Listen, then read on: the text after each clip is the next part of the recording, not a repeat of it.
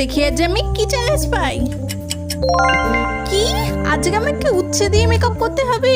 শেষ পর্যন্ত এটাই বাকি ছিল। উচ্ছের আকৃতি তো এবড়ো খেবড়ো হয়, চলো দেখা যাক মেকআপটা কিরকম হয়। উচ্ছে তো আমি পেয়ে গেছি, চলো মেকআপটা এবারে বেশি দেরি না করে স্টার্ট করা যাক। ফাউন্ডেশনটা যখনই ঢালতে যাচ্ছিলাম তখন দেখছিলাম উচ্ছের খাজে খাজের ভেতরে ঢুকেই যাচ্ছিল। ব্লেন্ড হতে তো চাইছিলই না, এবড়ো খেবড়ো হয়ে গেছিল আমার মুখের মধ্যে। অনেক কষ্ট করে ঘষে ঘষে ব্লেন্ডটা হলো, তাও কিন্তু ছোপ ছোপ থেকে গেছিল। এর চলে দেখা যায় ব্লাশারটা কিরকম হয়। আর মেকআপ করার সময় তো বিদঘুটে একটা তিতো মার্কা একটা গন্ধ আমার নাকে ঢুকছিল। আমার তো উচ্ছে একদমই পছন্দ না। তোমাদের কিরকম লাগে উচ্ছে কমেন্টে অবশ্যই জানিও। উচ্ছে দিয়ে তো ব্লাশার পরতে গিয়ে আমার গালের এই অবস্থা হয়ে গেল। দেখা যাক আইলাইনার কিভাবে পরা যায়। উচ্ছে ডান্ডিটা দিয়ে কিন্তু খুব সুন্দর করে আইলাইনারটা পরা গেছে।